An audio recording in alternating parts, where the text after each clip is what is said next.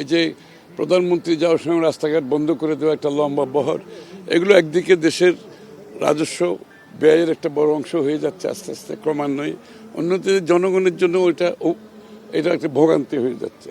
24 হচ্ছে আমাদের স্বৈরাচার নিপাতের করে একটি গণতান্ত্রিক অর্ডার ফিরিয়ে আনার যুদ্ধ। সুতরাং দুইটারই দুই ভ্যালু আছে, মূল্যবোধ আছে, দুটাকে রেসপেক্ট করতে হবে। তবে মুক্তিযুদ্ধের যার বিনিময়ে বাংলাদেশ হয়েছে, তো সেটা তো আমাদের প্রাথমিক দায়িত্ব।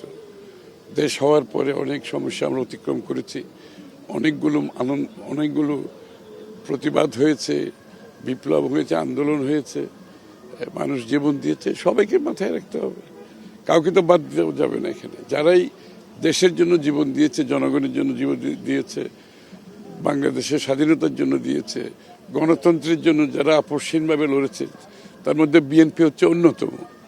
যে গণতন্ত্রের জন্য আপসহীনভাবে একটি দল যদি শেষ থেকে এখনো লড়ে যাচ্ছে, এটা বাংলাদেশ জাতীয়তাবাদী দল, এটা তো অস্বীকার করার কোনো উপায় নাই।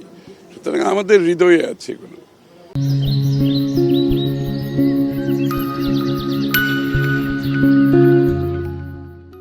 যে বাংলাদেশ আমরা যুদ্ধ করেছি, এটাকে গড়ে তুলতে হবে জনগণের স্বার্থে, দেশের স্বার্থে, কোনো ব্যক্তির স্বার্থে, গোষ্ঠীর স্বার্থে নাই।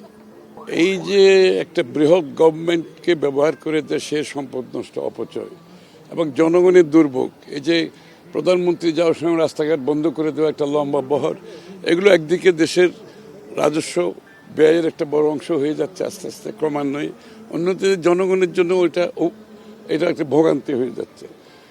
একটা স্বাধীন গণতান্ত্রিক দেশে এটা তো আমাদের মাথায় রাখতে হবে যে আমরা নিজেরা খরচ কম করতে হবে, দেশের মানুষের জন্য যত বেশি সম্পদ আমরা জমাতে পারি ততগুলো আমরা ব্যয় করতে পারবো। অন্যদিকে দেশের মানুষের ভোগান্তি যত কমাতে পারি, মানুষের স্বস্তিতে থাকবে, কাজ করতে পারবে।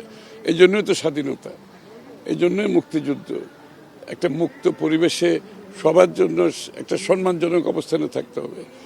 সম্মান তো শুধু সরকারের না, সকলের সম্মান থাকতে হবে। তো সেই কাজটা আমাদের, সেই বিষয়টা মাথায় রাখতে হবে।